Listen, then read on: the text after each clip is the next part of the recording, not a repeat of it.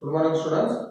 In the last class, we have done derivatives of logarithmic functions, and many examples have solved, and some more examples based on logarithmic differentiation I will be solving once we meet, right, in the offline classes. Now here, the next type of differentiation that we are going to see is derivatives of parametric functions. Differentiation of parametric functions. Now, what are these parametric functions? Now, we have seen various kinds of functions. For example, we have seen the functions of the type y is equals to f of x or f of x y is equals to 0. These functions, the first one is y is equals to f of x is known as the explicit function. The explicit function. Then f of xy is equals to 0 is known to be the implicit function. Then we have seen the other type of functions in logarithmic differentiation, that f of x raised to g of x, y is equals to a function is raised to another function. In all these types of functions, we see that x is expressed in terms of y or y is expressed in terms of x. Right?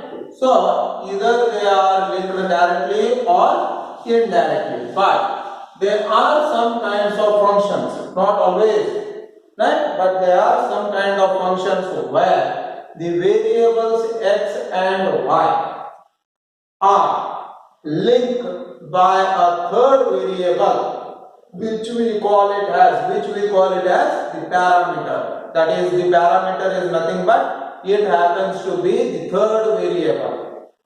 So the link between the two variables, that is the independent variable as well as the dependent variable, is by a third variable, which we call it as the parameter. Now, how does these functions look like? So if x is a function of t and y is a function of the parameter t. So the parametric functions look like this. The parametric functions are of the type x is equals to f of t and y is equals to g of t. Then, for example, x is equals to sin t, y is equals to cos t. Another example is x is equals to at square, y is equals to 2at. So, here also remember, x, y are the variables. Here also x is the independent variable. Here x is the independent variable only and y is the dependent variable. Here x happens to be the independent variable and y happens to be the dependent variable. And t here is known to be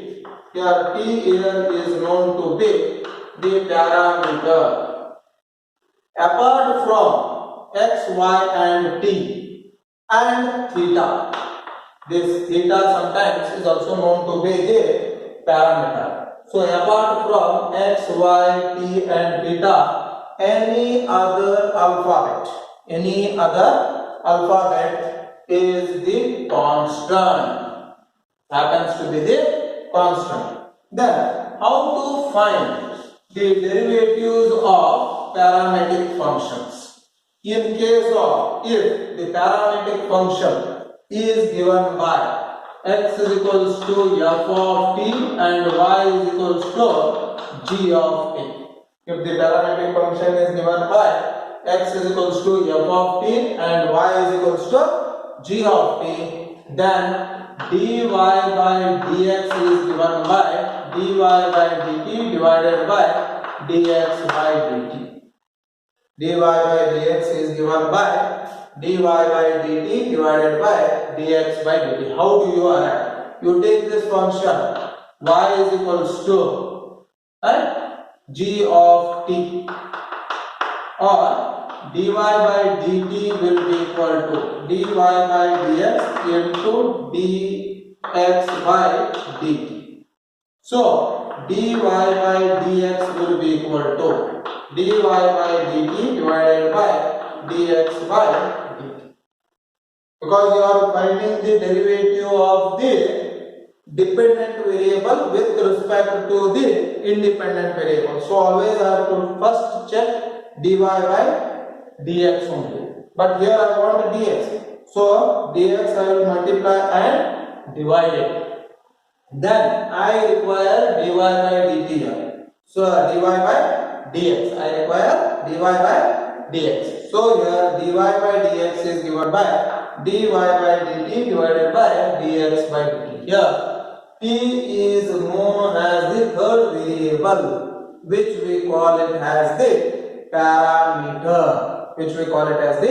parameter. Then we will take some simple examples and see how to find the derivatives of these functions. Now let x is equals to 80, y is equals to 280, x is equals to 80 square, y is equals to 280. Now we have the formula.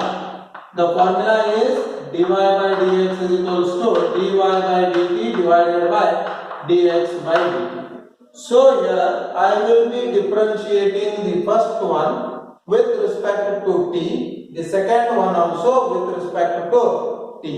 So differentiating x with respect to t, differentiating y with respect to t, and then substituting it in this formula. So the formula is dy by dx is equals to dy by dt divided by dx by dt. Now x is equals to a t square. So dx by dt will be equal to d by dt of a t square. So dx by dt is equals to 2at. You are differentiating it with respect to t. What you are going to do? You are going to differentiate this with respect to t. Then y is equals to 2at. So dy by dt is equals to d by dt of 2at. So here dy by dt is equals to 2a, because derivative of t is 1. Derivative of t is 1. So dy by dx, the formula is dy by dt divided by dx by dt. So dy by dx will be equal to, what is dy by dt? 2a. And what is dx by dt? Dx by dt is 2at. So here 2a and 2a will get cancelled. So the final answer that we will be getting is dy by dx will be equal to 1 by t. This happens to be the final answer. So here dy by dx is 1 by t. Right? So we shall take one more example here, and that example is x is equals to sin t, x is equals to sin t, y is equals to cos t. Again my formula is dy by dx is equals to dy by dt divided by dx by dt.